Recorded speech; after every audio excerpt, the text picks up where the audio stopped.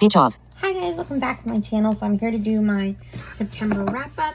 I'm going to do things a little differently today because I participated in a couple of readathons and I want to go in order of the basically in order of the prompts for the readathon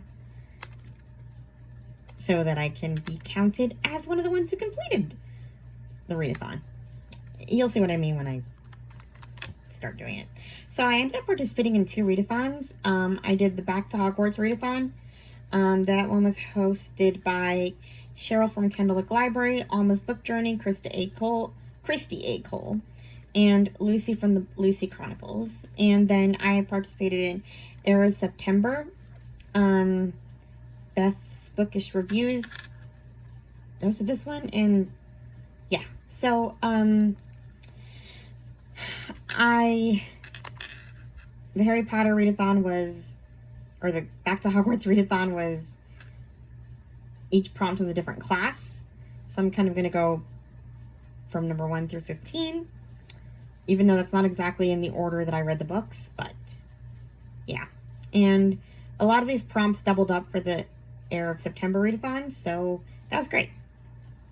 Or tripled up in this first case. So the first prompt for the Back to Hogwarts readathon was astronomy, a sci-fi book, a book about space, or a book with stars on the cover. And I read Between Stairs and the Stardust by Pepper Basham. This was kind of an accident. I was getting toward the end of my Kindle Unlimited subscription. I'll probably go back to it because there's some World War II books that just came out that I want to read that are not available on audio, and I'm going to have to suck it up and read them on Kindle. And I don't want to, because I don't want my phone reading to me. It's annoying. Okay, you don't care about that. But I wasn't too interested in the book that I had originally picked for this prompt. So I found this one, and it was short. And yeah, it's a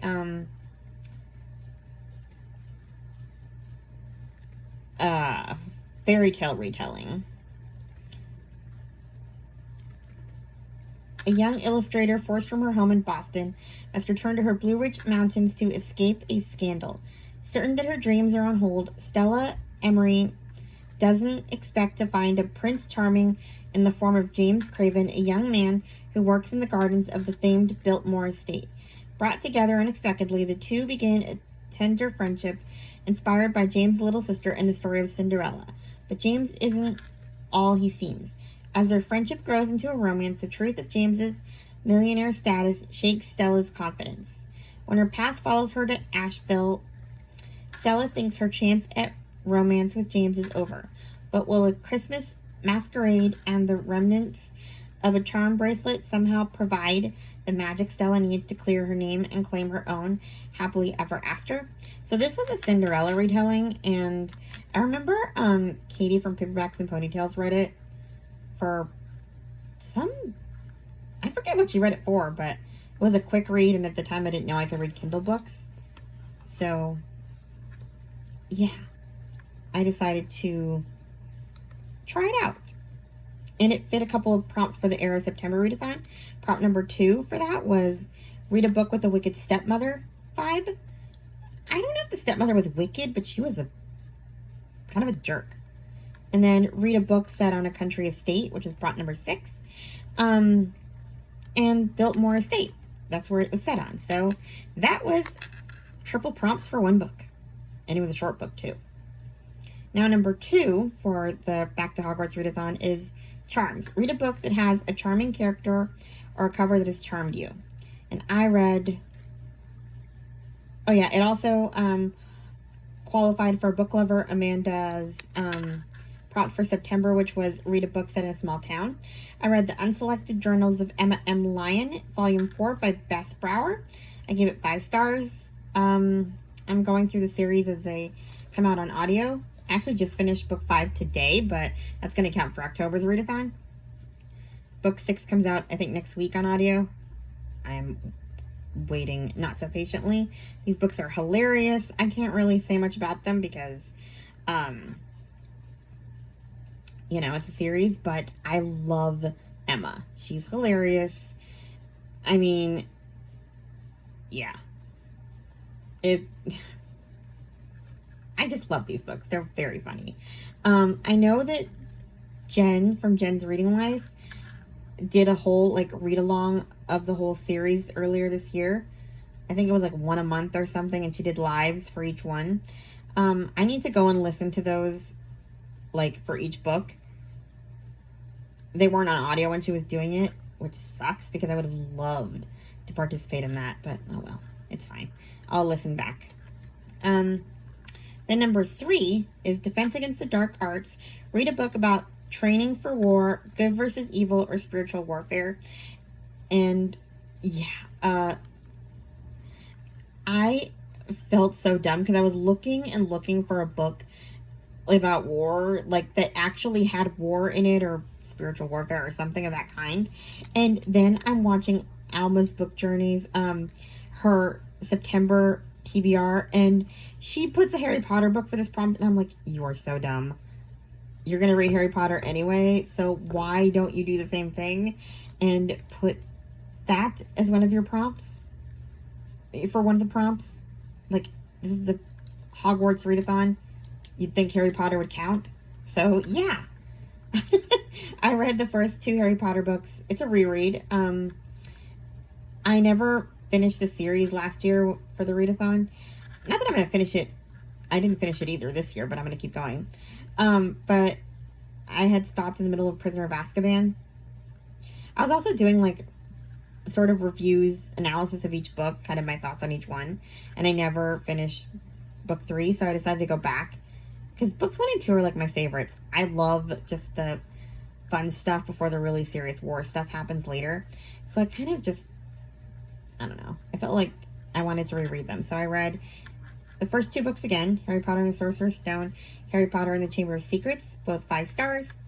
And I decided to use those for another Heir of September prompt, which is prompt number 3. Read a book set in a boarding school. They're both set in a boarding school, so that works. Next Hogwarts prompt is number 4, Herbology. Read a book with plants on the cover or title. And I read The Fall of Miracles by Susan Meisner. I gave this 3 stars. I think this is my lowest rated book. I heard about this one from Mitzi Reads and Writes. And then I think Alma was going to read it. I think. But yeah, it has miracles in the title, probably on the cover too. So there's 2 different timelines. We have, okay, a beautiful scarf passed down through the generations connects 2 women who learn that the weight of the world is made bearable by the love we give away. September 1911. On Ellis Island in New York Harbor, nurse Clara Wood cannot face returning to Manhattan, where the man she loved fell to his death in Triangle Shirtwaist Fire.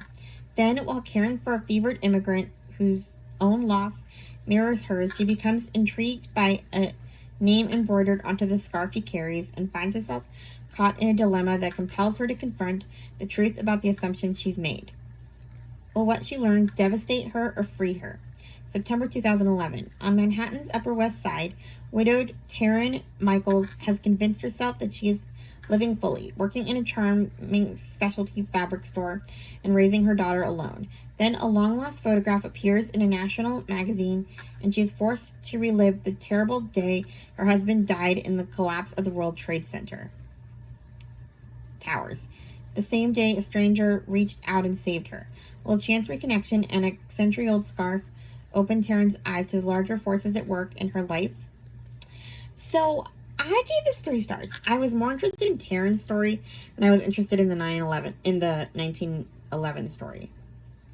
I felt like the dilemma that this girl faced was just really, I don't know, I'm just a black and white, kind of not super emotional person, so I felt like the dilemma that she faced was such a simple one, and it was kind of a reach to give it the power that this author gave it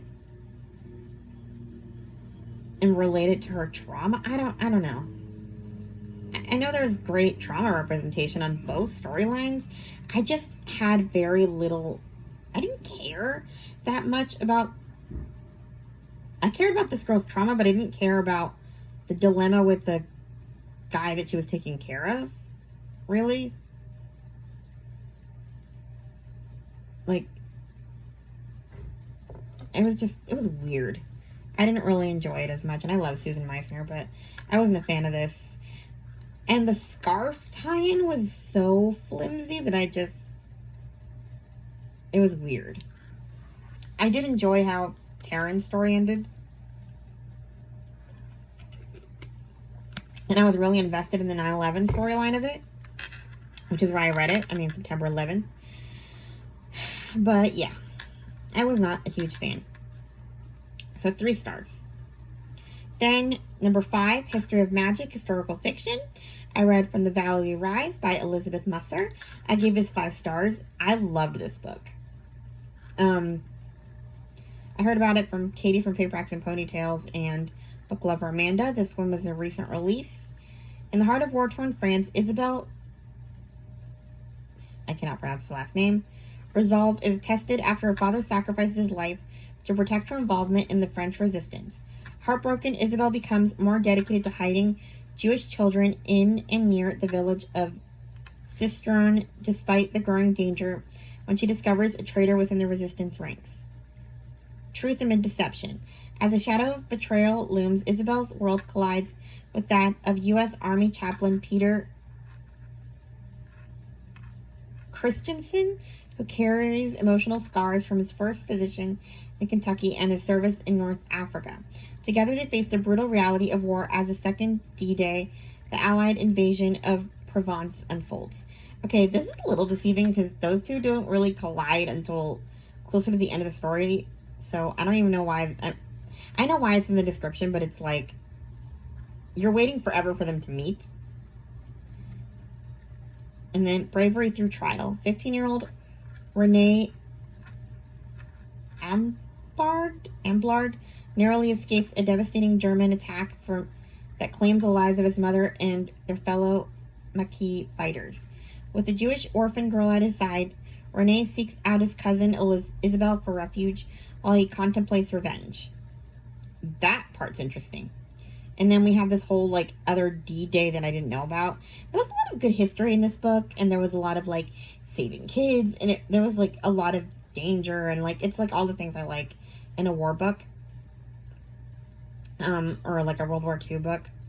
I actually prefer more of the rescuing Jewish children aspect than I do about the war. Like, I don't really want to see the actual fighting in a book. I like the being in hiding part of the books and like the undercover stuff more than I want to watch a fight. So this one did have more war scenes than I usually prefer, but it was a great read. I loved it. I give it 5 stars. Then prompt number 6, Potions, a book that is a collection of essays, poems, and short stories.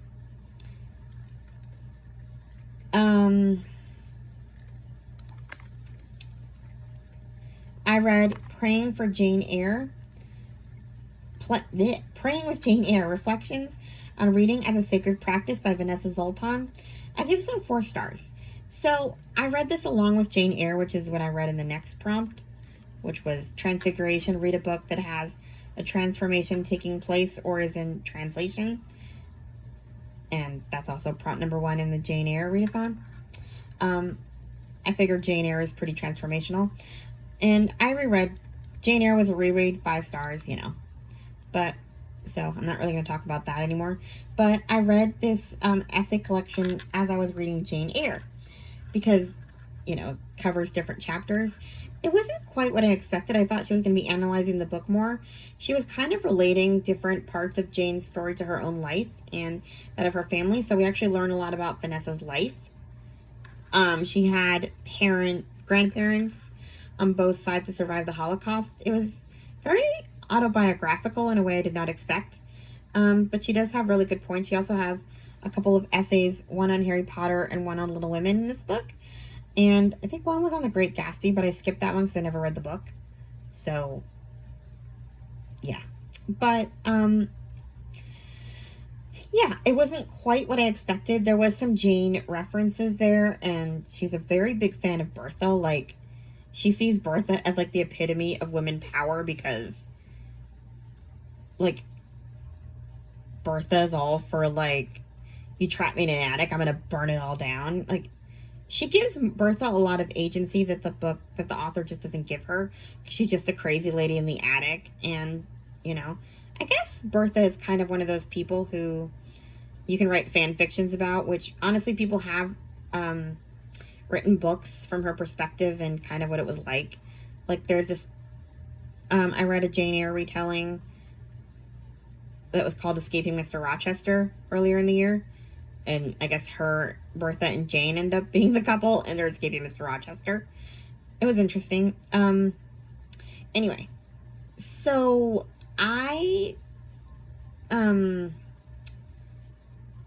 this book was not quite what I expected, and I enjoyed it, but I mean, she's a big, very proud atheist, which is, I don't really have a problem with atheists or anything like that. Like, I'm all for you believe in whatever God you want to believe in, or you don't believe in God. Not my place to care. But, it was just so, like, in your face, the atheism of it. Like, and I found it a little too much at times when she kept bringing it up. And so I think that a lot of my Christian fiction subscribers might not like this because it would bother a lot of them. But I also think that she brought up some really good thought-provoking points too. So I couldn't give it any lower than a 4-star because I enjoyed a lot of it too. You just have to really look past a lot of her views on Christianity. I mean, like, one of the things she said was atheism is important to her because she does not want to believe that the Holocaust was supposed to happen, like that this is how people are supposed to go, but she had a better life. Like, she would rather believe there's no God because it's just easier to think there's no reason for it. Like, you know, she just doesn't want to think about, it's easier, I guess, to just think there's no God for her. And she's happy that way. So, but yeah, there was this one part in her little lemon essay, because she wrote an essay about Beth. You know what happens to Beth. And, if you know, you know. But she talked about how it was interesting that Beth was sad about leaving Joe. And, like, she liked that the author gave her space to be sad to leave this earth. And it wasn't just all like, I'm going to heaven, yay! And I never thought about it. But I thought it was kind of cool, too. So, yeah. Anyway, that was a long talk about that book. But I read it with Jane Eyre, and that was fun. And I gave Jane Eyre 5 stars, and I gave that one 4 stars. So that was for prompts number 6 and 7. Then prompt number 8. Ancient Runes, read a book with a puzzle or mystery to solve. And I decided to finish the Kate Burkholder books. So I read the last 2, The Burning and Rage. I gave them, what did I give them? Did I forget to put that? I gave The Burning 4 stars, and I guess I forgot to put a rating, and I forgot to write it down. I probably gave that one 4 stars too. Honestly, I think I don't know if I've just been reading them for too long, but I'm just sort of bored of them. Or they're not as interesting. You know, how as you write the same series, as the series goes on and it gets longer, it's not as interesting, maybe. I don't know. That could just be me. But, yeah, I finished the series, and maybe I'll enjoy the next one. Now I'll have a break. It'll probably come out next year. Rage just came out this year. The earlier ones are better. I don't know. Number 9, Arithmancy, a book that is part of a series or has a number in the title or has math in it. I read In This Moment by Gabrielle Meyer. I gave it 5 stars. It was a reread. I am participating in, Gabrielle Meyer is doing kind of a reread, and she does like discussion posts on her Facebook group. So I'm participating in that. I guess it's to get ready for book 6. So I read that one. And that also qualifies for prompt number 8 in the Eyre September readathon. Read a book about best friends or a romance. I mean, in this moment is literally her choosing between 3 men. How much more romance can you get? So yeah. Then prompt number 10, care of magical creatures. Read a book with a dragon or other magical creature. I read Harry Potter and the Prisoner of Azkaban. I mean, it's literally hippogriff saving. So I'd say it counts. 5 stars. Number 11, divination. Read a book that you predicted would be a 5-star. I read A Picture of Hope by Liz Tolsma. I gave it 5 stars, just like I thought I would. A photojournalist risked her life to save children. Basically, this one is our photojournalist. Her name is Nellie Wilkerson.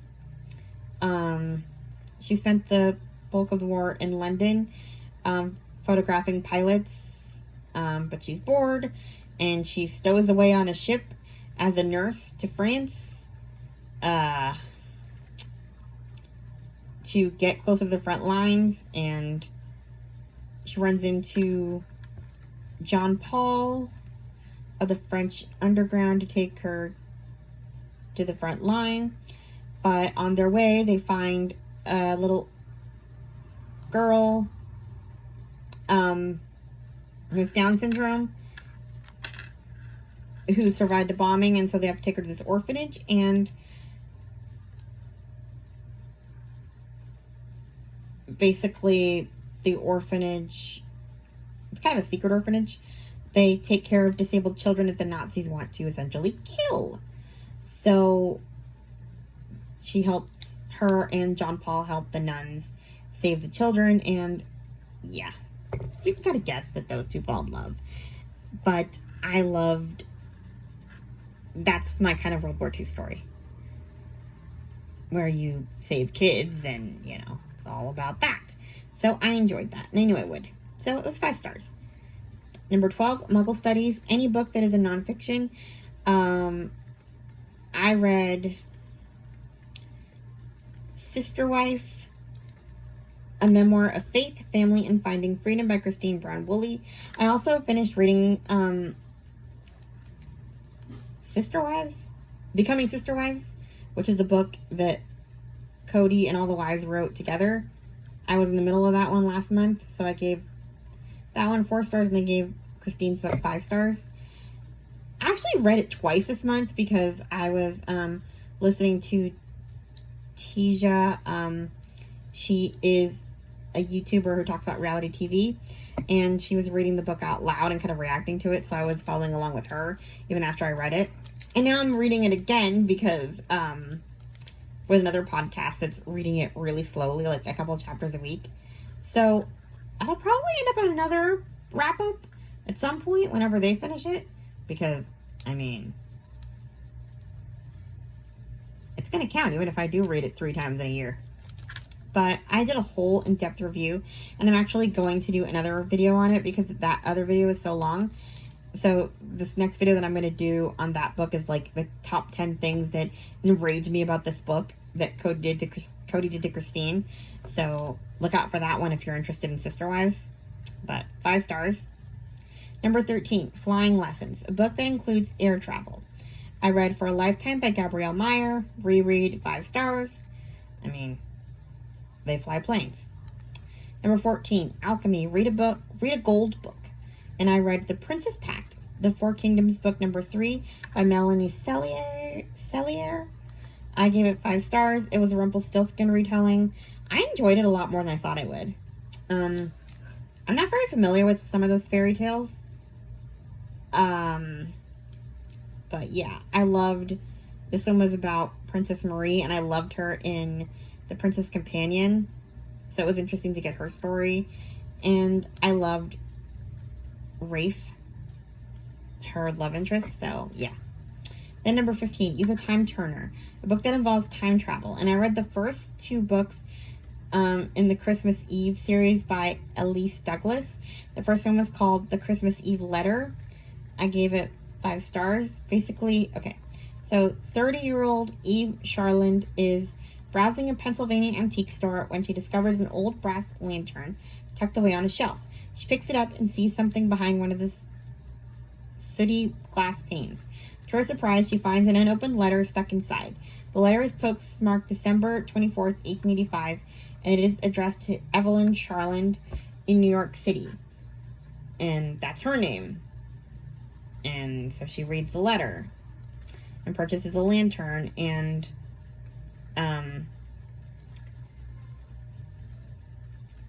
it's like this sort of tragic love story, and she follows a request in a letter to light the lantern, and she ends up back in time in 1885 New York City. So yeah, it's this whole series. The next one is called The Christmas Eve Daughter.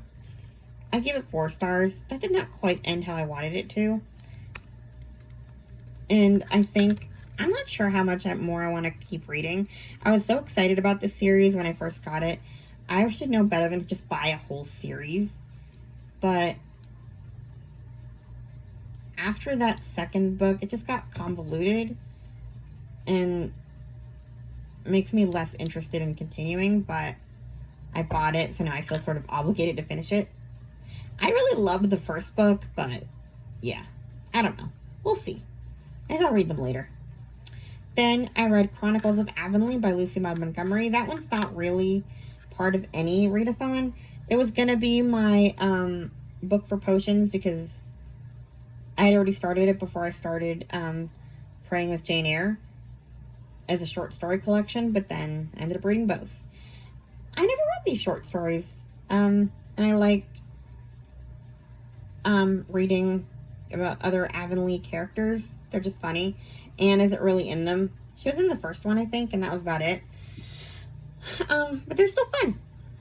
And it was kind of nice just to be among quirky townspeople.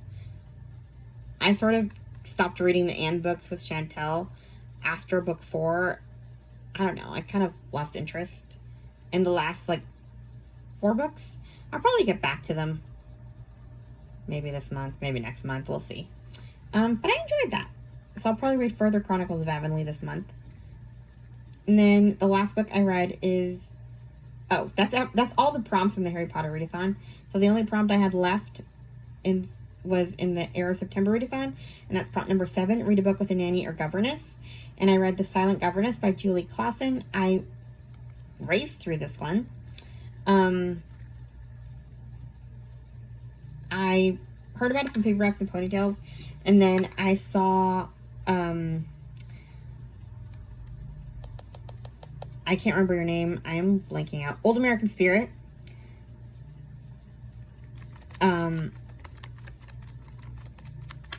talking about it in a list of, fall recommendations, and I was like, okay, I'm going to read this. I read it in the last 2 days of the month. I listened to it all day. I hurt my ankle, so I was like, I have been sitting in bed with my leg propped up, and that's what I did the last couple days. So yeah, that is everything. Oh, you want to know what? Well, a lot of you already read it. But believing herself guilty of a crime, Olivia Keene flees her home, eventually stumbling upon a grand estate where a party is happening.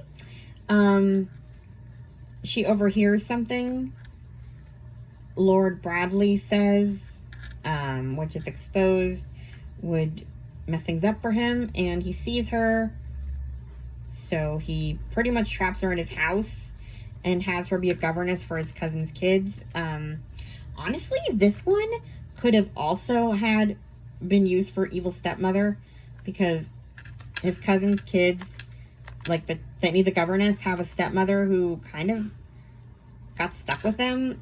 I didn't like her very much. You find out more about, well, I don't know. I didn't like her from the beginning. Let's put it that way. But I just, she sucked royally. She married this guy and he had a couple of kids, and he died right when I think she got pregnant with her kid, and she pretty much got stuck with his 2 kids, and she wasn't a fan of it. And yeah, I don't know. She wasn't very nice. She wasn't abusively mean, but she just didn't really care about them or take much notice of them. So I didn't ever really like her. So yeah. Oh, and the reason it's called the Silent Governess is because something happens to her that damages her throat, so she can't speak. Can't really say what it is. The other thing though is, man, trigger warnings for non-consensual kissing by at least 2 men. No one told me about this. I mean, I read Outlander, so it's not like I was horribly scandalized. In Outlander, something happens every few chapters or something. So, you know, I'm kind of used to it, but I was not expecting so many, like, non-consensual, like, assaults, kisses, and just in this book. Anyway. But yeah, I enjoyed it either way. I like the kids. And I like the love interest, even though it was kind of crabby. Weirdly enough, I don't ask me why, but a lot of times I can forgive cranky British guys. Maybe it's the accent, in a way that I just can't American ones. Like an American guy who's a jerk, like, you know, the grumpy sunshine, I instantly hate him. But give him a British accent and he's fine. Well, except for Austen and Gabrielle Meyer's 5th book. I hated him. But generally speaking, yeah. Anyway, that's everything I read in September. Please like, comment, and subscribe. And I'll talk to you guys in my next video. Bye. Stop recording video.